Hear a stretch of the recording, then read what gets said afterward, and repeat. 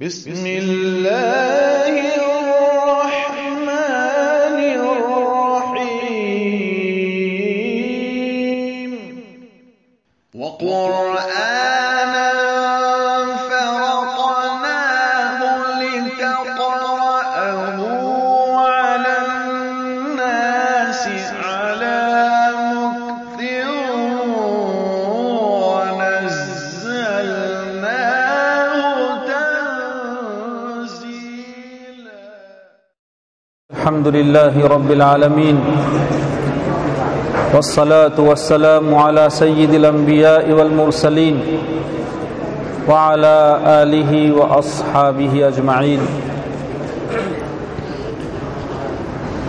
أما بعد،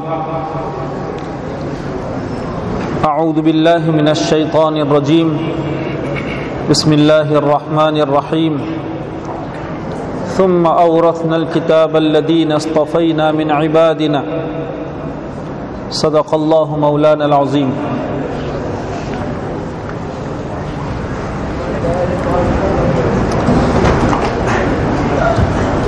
آج کی اس روح پرور پاکیزہ بابرکت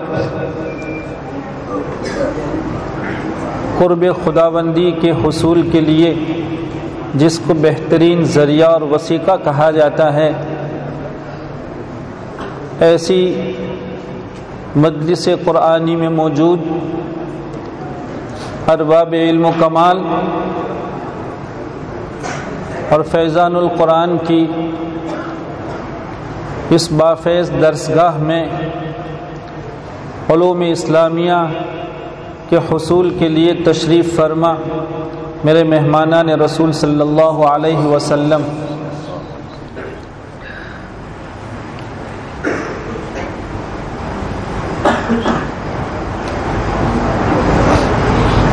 کیا تعبیر ہو سکتی ہے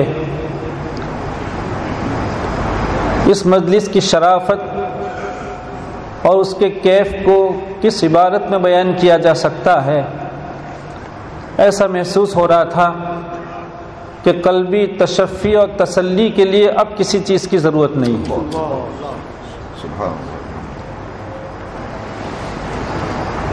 بہت مبارک ہو، بہت مبارک ہو۔ بڑی تمناؤں کے بعد پھر اللہ رب العزت ہمیں اور آپ کو وہ دن دکھائے ہیں کہ جب ہمارے عزیز ہماری امیدوں کے مطابق الحمدللہ ثم الحمدللہ ترقی کی راہ پر گامزن نظر آ رہے ہیں۔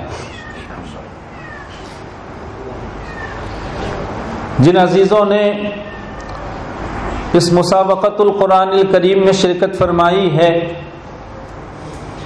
اور فیضان القرآن کی طرف سے انہیں عمدہ ترجمانی کا موقع ملا ہے، ان عزیزوں کی خدمت میں میں اپنے دل کی تمام تر گہرائیوں سے مبارکباد پیش کرتا ہوں۔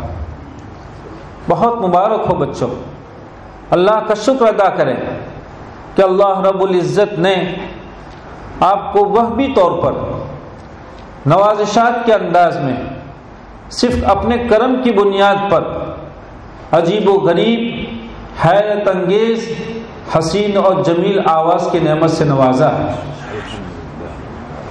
پھر مزید بڑا اس کا احسان یہ ہوا کہ اس ذات نے آپ کو بہت ہی بافیض درسگاہ سے وابستہ فرمایا۔ پھر مزید کرم فرمائی ہوئی اس کی کہ دل جلے اساتذہ کرام کی صحبت آپ کو میسر ہوئی، اور ایسا محسوس ہوا کہ آپ بچوں نے اپنی اساتذہ کرام کا خوب اچھا ساتھ نبھایا اور ان کی دل سوزی کو سمجھا اور ان کے خطے کو اپنایا۔ نتیجہ یہ ہوا کہ بہت ہی کم عمری اور بڑی معصومیت میں رہے ہمارے وہ بچے جو یا تو ناظرہ سے تعلق رکھتے تھے یا درجات حفظ میں ان کا داخلہ رہا ہے،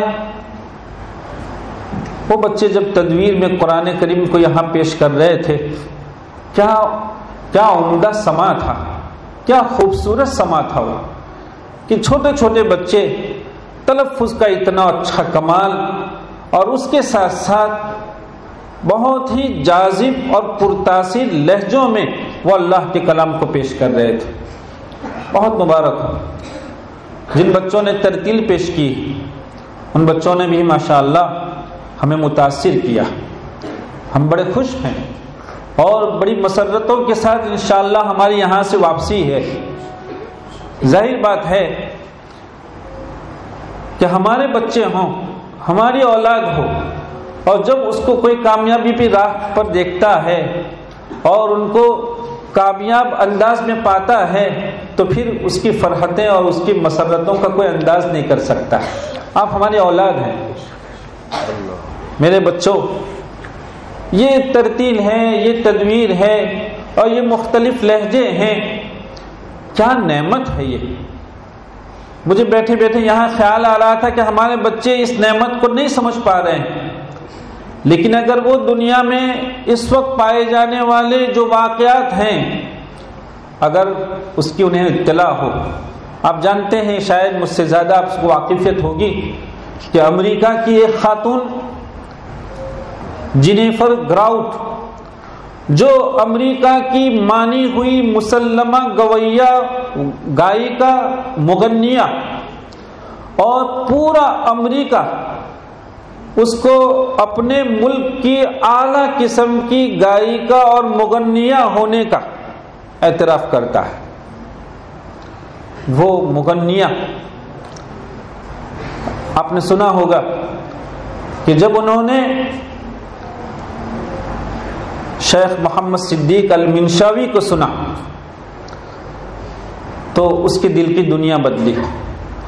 جو عمر کا اتنا بڑا حصہ گانوں میں رہی ہو اور اس نے کیسے کیسے اسٹیج پر کس کس انداز میں گانے گائے ہوں گے، وہاں رجوع اللہ یا قلب کی پاکیزگی یا ادھر سے واپسی کا کہیں تصور نہیں ہوتا ہے.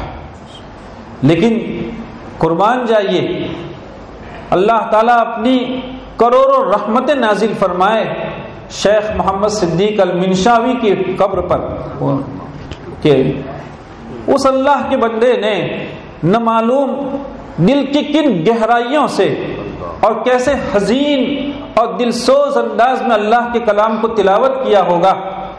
اس کی تلاوت، اس کے لہجے اور اس کے گلے کے کمال کو ظاہر بات ہے قدر جوہر، جوہری بدانت یا بدانت، قدر جوہر بدانت، شاہ بدانت یا بدانت جوہری. بادشاہ اس کی قیمت سمجھ سکتا ہے یا جوہری سمجھ سکتا ہے. جس خاتون نے اتنے لمبے عرصے تک بہترین انداز میں گانے گائے ہوں، وہ گلے کی سطح، وہ آواز کی جاذبیت، وہ اس کا حسن، وہ اس کا کمال، اور اس کے ساتھ ساتھ بہت بہترین لہجوں کی لڑی میں مضامین کو پیرونا کیا ہوتا ہے، اور بہترین مضامین کے ساتھ لہجوں کا انطباق کیا چیز ہوا کرتی ہے، اس کمال کو وہی خاتون سمجھی اور اللہ رب العزت نے اس کو پھر وہ راہ دکھلائی. آپ نے سنا ہوگا کہ وہ خاتون گانوں سے ہٹ کر شیخ محمد صدیق المنشاوی کے لہجوں میں قرآن کریم کی تلاوت کی مشق کر رہی اور بہت حد تک وہ کامیاب ہے، بہت حد تک کامیاب. میرے بچوں، جب اللہ کا کوئی بندہ مخلص ہو کر دل کی گہرائی سے معنویت کو سامنے رکھتے ہوئے اللہ کی یاد میں ڈوب کر قرآن کریم کو تلاوت کرتا ہے تو ممکن نہیں ہے کہ اس کی تلاوت کسی کے قلب کو جا کے چبھتی نہ ہو. اور یہاں چونکہ ہماری اولاد یہاں موجود ہے، ہم اپنے بچوں سے بات کہیں گے کہ بچوں، ضرورت اس بات کی ہے کہ ہم اپنے دل کی دنیا کو صحیح انداز میں آباد کرنے کی کوشش کریں. جب اللہ کی یاد سے دل کی دنیا آباد ہوتی ہے تو پھر چاہے گفتگو ہو چاہے تلاوت ہو، اس کا رنگ الگ ہوا کرتا ہے. شیخ محمد صدیق المنشاوی کو جہاں قدرت نے عجیب لکھا ہے لوگوں نے کہ اب تک میں جتنے قرآن دنیا میں آئے، لیکن ساز اور باج کے ساتھ جس کی آواز کا سب سے زیادہ انطباق ہو سکتا ہے تو وہ شیخ محمد صدیق المنشاوی کا. لیکن صرف آواز نہیں، صرف لہجے نہیں، صرف معنویت نہیں، اس کے ساتھ ساتھ اللہ کے وہ بندے ہیں جنہوں نے اپنا بچپن تک تو وہ پہنچے نہیں تھے، ان کی عمر صرف 49 سال رہی ہے، لیکن 49 سال میں اس اللہ کے بندے نے کتنے قلوب پر حکمرانی کی. وہ دلوں کا بادشاہ تھا، کتنے دلوں میں وہ شیخ محمد صدیق المنشاوی حکومت کر رہے تھے. یہ ان کے باب میں لکھا ہے.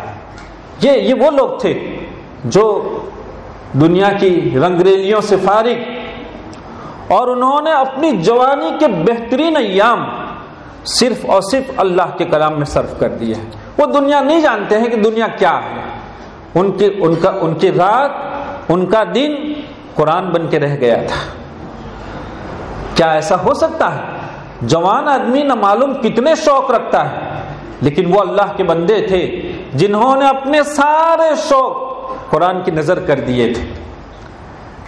جب اللہ کا کوئی بندہ اتنی قربانی دیتا ہو تو پھر قدرت اس کے حصے میں یہ ساری نعمتیں کیسے نہیں کرتی ہے. ان کے باب میں لکھا ہے کیا لوگ تھے.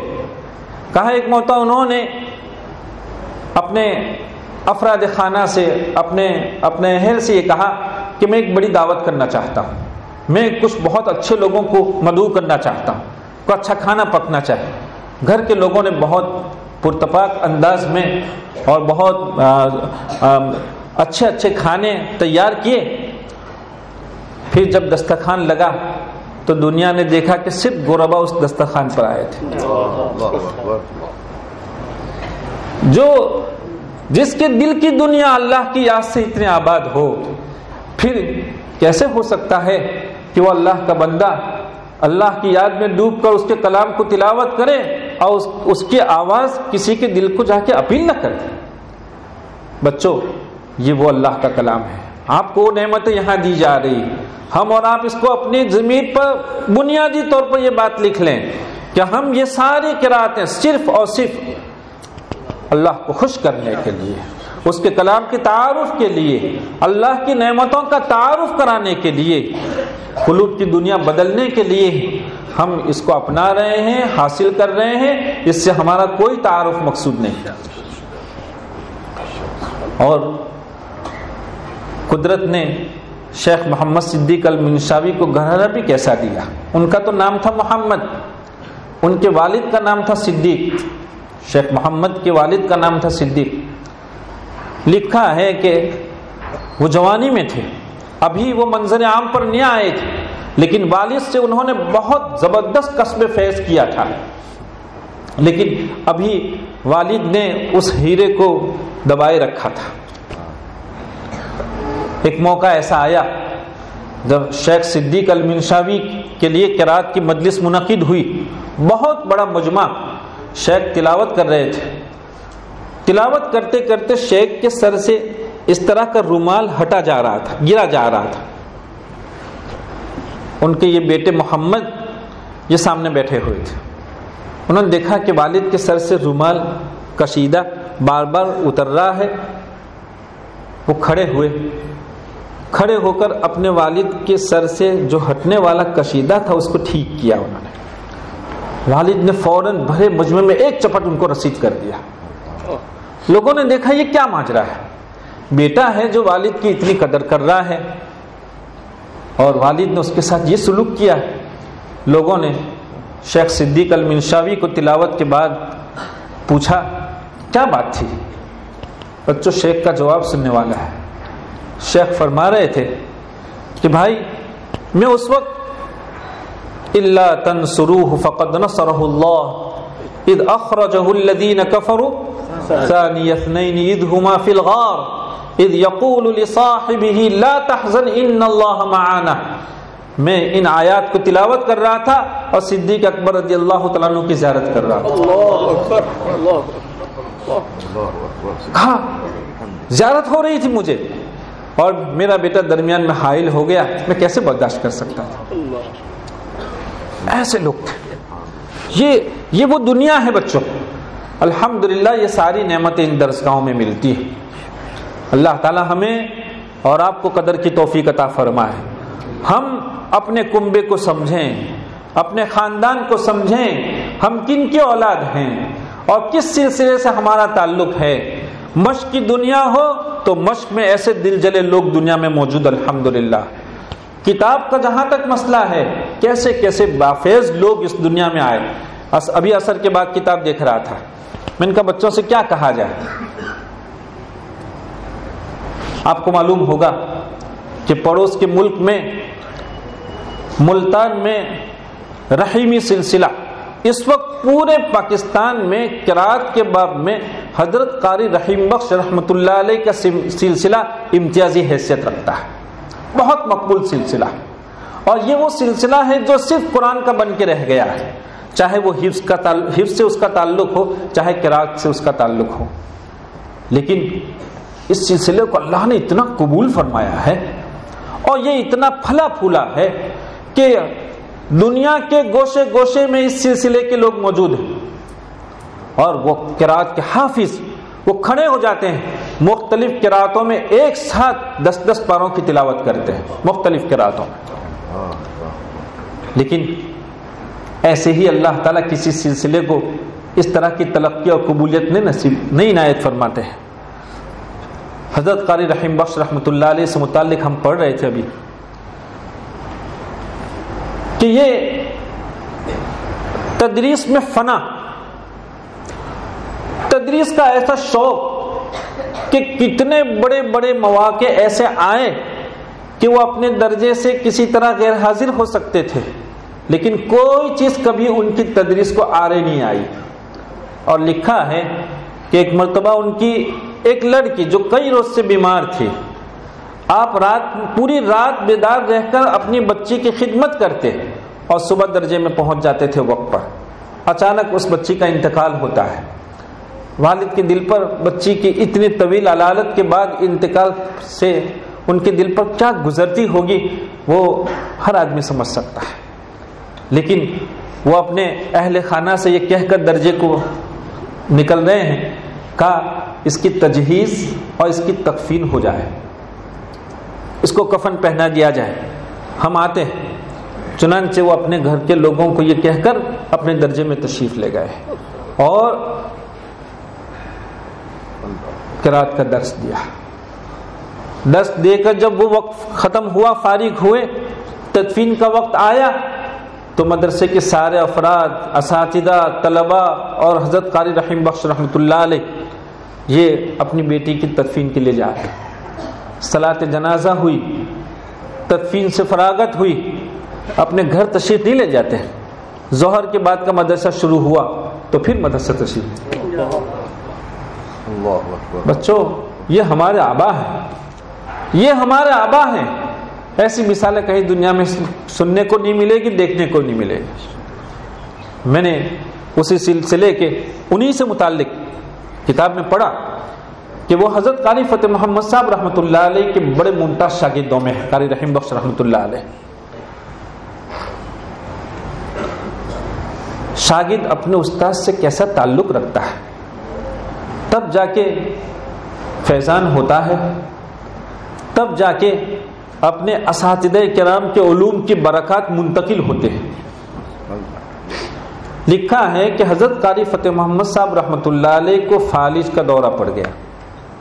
وہ کراچی میں تھے اور حضرت قاری رحیم بخش رحمۃ اللہ علیہ ملتان میں تھے. پورا ہفتہ سبق پڑھاتے. جمعرات کی شام میں وہ ٹرین سے نکلتے، جمعے کی صبح ہوتے کراچی پہنچتے، اپنے استاذ محترم کی دن بھر خدمت کرتے، دن بھر ان کی خدمت کرتے، اور پھر شام میں پھر کراچی سے واپس ملتان آتے اور سنیچر کی صبح درجے میں موجود ہوا کرتے. میرے بچوں ہم ان کے اولاد ہیں، ہم ان کے اولاد ہیں۔ اللہ کا شکر ادا کریں کہ بہت اچھے خاندان سے ہمارا آپ کا تعلق ہے، بہت مبارک ہو۔ آپ بچوں نے جو راہ اپنائی ہے، ہم آپ کے لیے دعا کرتے ہیں کہ اللہ تعالیٰ آپ کو ہمیشہ ایسی شریف راہ پر ترقی کے ساتھ گامزن رکھیں، آپ خوب ترقی کریں، نظر بس سے آپ کی حفاظت ہو۔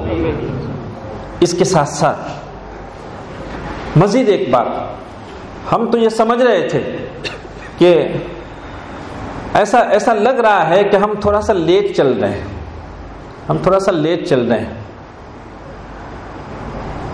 آپ سوچتے ہوں گے کہ یہ کیا لیٹ ہے، کوئی ٹرین ہے جو لیٹ ہو رہی ہے؟ نہیں، تھوڑا لیٹ چل رہا ہے۔ ہم یہ امید لگا رہے تھے کہ اس درسگاہ سے جہاں بہت اچھے مشاق قرہ پیدا ہوں گے، لیکن وہاں مشاق کے ہونے کے ساتھ ساتھ کتابی بصیرت بھی ان بچوں میں پیدا ہوگی، اور یہ کتاب کا بھی رخ کریں گے۔ الحمدللہ آپ کر رہے ہیں، لیکن ایسا لگ رہا ہے تھوڑا لیٹ چل رہے ہیں آپ۔ ضرورت اس بات کی ہے کہ ہم جہاں مشق کی راہ اپنائے ہیں، وہاں کتب کی راہ بھی اپنائیں۔ اس فن کا یہ زاویہ، کتاب والا جو زاویہ ہے، ابھی بھی بالکل غریب ہے، کنگال ہے، غیر متعارف ہے، ابھی بھی بہت بڑی دنیا قرات کی اس سے نابلد ہے۔ ضرورت اس بات کی ہے کہ ہم اس کی طرف تھوڑی توجہ کریں۔ دنیا میں کیسے کیسے مسائل آ رہے ہیں۔ ابھی ایک مسئلے کی تحقیق ہوئی، اللہ الذی خلقکم من ضعف ثم جعل من بعد ضعف قوة۔ ہمارے ہندوستان کے مصاحف میں کلمہ ضاد پر ضمہ چھپا ہوا ہے، سارے لوگ ضمے کو بہت عقیدت کے ساتھ پڑھ رہے ہیں، اور ہے بھی واقعتاً 7 ائمہ میں کے 5 امام کلمہ ضعف کا ضمہ پڑھ رہے ہیں، 2 ہی امام ہیں جو اس کا فتحہ پڑھ رہے ہیں۔ تو ضمہ قوی بھی ہے، روایت کے اعتبار سے بھی قوی ہے، درایت کے اعتبار سے بھی قوی ہے، لیکن بڑا مسئلہ یہ ہے، دیکھیں یہ درسگاہیں ہیں، یہاں یہ گفتگو ہوا کرتی، عوام بیچاری وہ کلمہ ضعف کو ٹھیک سے ادا کر لیں، یہی بہت بڑی نعمت ہے۔ کیا فتحہ، کیا ضمہ، کیا صحیح، کیا سندن کیا ہونا چاہیے، کیا نہیں ہونا چاہیے، ضرورت پیش آئی تو پتہ چلا کہ امام حفص رحمۃ اللہ علیہ نے امام عاصم رحمۃ اللہ علیہ سے ضاد کا فتحہ پڑھا، لہذا اگر ہم سند کا اتصال چاہتے ہیں، جیسا کہ ہم ساری وجوہات میں سند متصلہ کے ساتھ پڑھتے چلے جاتے ہیں، اس کلمے میں اگر ہم سند کا اتصال چاہتے ہیں تو ہمیں فتحہ پڑھنا ہوگا، فتحہ پڑھنا ہوگا، ضمہ نہیں پڑھیں گے۔ یہ الگ بات ہے کہ اگر ضمہ کسی نے پڑھ لیا 100% صحیح، 100% صحیح، لیکن ہندوستان کا المیہ ہے، اس ملک کا المیہ ہے، اتنے بڑے بڑے جامعات کئی دہائیوں سے اور 100-150 سال سے قائم ہیں، اور صدیوں سے یہاں الحمدللہ علمی فیضان ہے، لیکن اس کے باوجود ہندوستان سے چھپنے والے مصاحف ابھی بھی کتنی محنت چاہتے ہیں۔ جب روایت حفص میں مصحف چھپ رہا ہے اور روایت حفص میں فتح ہی فتح ہے، لیکن ہمارے مصاحف میں ضمہ چھاپ کر حاشیے پہ ڈال دیا ہے کس کو؟ فتح کو، حالانکہ حاشیے میں تو ہونا چاہیے تھا ضمہ اور اصل متن میں ہونا چاہیے تھا فتحہ۔ خیر، ہم آپ بچوں سے یہ باتیں اس لیے عرض کر رہے ہیں کہ بچوں، یہ بہت وسیع فن ہے، اس فن کے بہت مسائل آج بھی بڑی محنت چاہتے ہیں۔ ابھی ہم نے ایک جگہ بتلایا، ہمارے بچے پڑھ رہے تھے علیہم ولضالین، علیہم ولضالین پڑھ رہے تھے بچے ہمارے۔ امام قالون کی یہاں میم جمع میں یہ 2 وجہیں ہیں، ترک صلہ بھی ہے اور صلہ بھی ہے، میم کو ساکن پڑھتے ہوئے بھی اور جو ہے وہ صلے کے ساتھ بھی پڑھ رہے ہیں۔ لیکن آپ دیکھتے ہیں کہ ہمارا ہر طالب علم، حتیٰ کہ سارے اساتذہ، میم جمع میں سکون اور ترک صلے کو پہلے پڑھتے ہیں، مقدم رکھتے ہیں، اور صلہ بعد میں پڑھتے ہیں۔ کبھی کوئی الٹا پڑھتا ہی نہیں۔ اگر کسی نے پوچھ لیا کہ کیا بات ہے، ترک صلے ہی کو مقدم، اس کی تقدیم کے لیے کوئی ایسی وجوہات ہیں کیا؟ تو کیا کہا جائے گا؟ ہم الٹا کیوں نہیں پڑھ رہے ہیں؟ بچوں یہ ساری چیزیں کتابوں میں ملتی ہیں، اس لیے ہم آپ سے کہتے ہیں کہ کتاب کا رخ کریں۔ یہ ساری دیکھو، یہ سب ارباب بصیرت ہیں، یہ مدرسے کی چہار دیواری سے رہنے والے اللہ کے نیک بندے، مومن بندے، کلمہ گو بندے، بہت تلاوت کرنے والے بندے، لیکن بصیرت اللہ نے ہر ایک کے حصے میں نہیں فرمائی۔ بصیرت تو اللہ تعالیٰ نے اسی طبقے کے حصے میں فرمائی ہے۔ یہی طبقہ محنت کر کے بصیرت کی راہ اپناتا ہے، اللہ تعالیٰ بصیرت جیسی دولت ان کے حصے میں فرمایا کرتے ہیں۔ لکھا ہے کہ امام قالون کے 70 ناقلین، 47 ناقلین، امام قالون کے 47 ناقلین ترک صلہ نقل کرتے ہیں اور 36 ناقلین صلہ نقل کرتے ہیں۔ ظاہر بات ہے ناقلین کی تعداد کے اعتبار سے ترک صلے کو تقدیم حاصل ہے، قوت حاصل ہے، تو روایتی پہلو کی قوت کے تحت میم جمع میں ترک صلے کو ہم مقدم رکھتے ہیں۔ یہ کہاں ملے گا؟ ظاہر بات یہ سب کتابوں میں ملے گا۔ اس لیے خیرات کا بہت حصہ ہو گیا ہے۔ ہم آپ عزیزوں کی خدمت میں یہی عرض کر رہے تھے کہ جہاں ماشاءاللہ آپ نے کچھ دنوں مشق کی راہ اپنائی تو دیکھیے آپ نے ماشاءاللہ کتنی عمدہ کامیابی حاصل کی اور آپ کے لیے کتنے اچھے کلمات کہے جا رہے ہیں۔ اگر آپ نے کتاب کی راہ بھی اپنائی تو انشاءاللہ کتاب کے باب میں بھی اللہ نے آپ کے حصے میں سب کچھ فرمایا ہے۔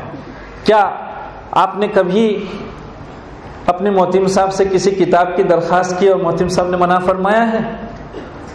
کیا کسی مصنف کے یہاں ان کی کتاب لے کر رات میں 2 بجے بیٹھے تو مصنف نے یہ کہا کہ یہ سونے کا وقت ہے؟ کیسے کیسے نفوس ہیں ماشاءاللہ، کتنے نیک لوگ ہیں۔ ہم چاہتے ہیں کہ ہماری صحبت ایسے ہی نیک نفوس سے رہے۔ اللہ تعالی ہم سب کو اپنے کلام پاک کی خدمت کے لیے قبول فرمائے اور تا دم حیات اس سلسلے سے ہمارا رشتہ واسطہ رہے۔ اپنی کوتاہیوں کی وجہ سے اللہ تعالی ہمیں کبھی اس سے محروم نہ فرمائے۔ ہم واقعتاً کوتاہ ہیں، ہماری نیتوں میں فطور ہوتا ہے، اللہ تعالی نیتوں کے فطور کو سمجھ کر اس کی اصلاح کی توفیق عطا فرمائے۔ وآخر دعوانا ان الحمد للہ رب العالمین۔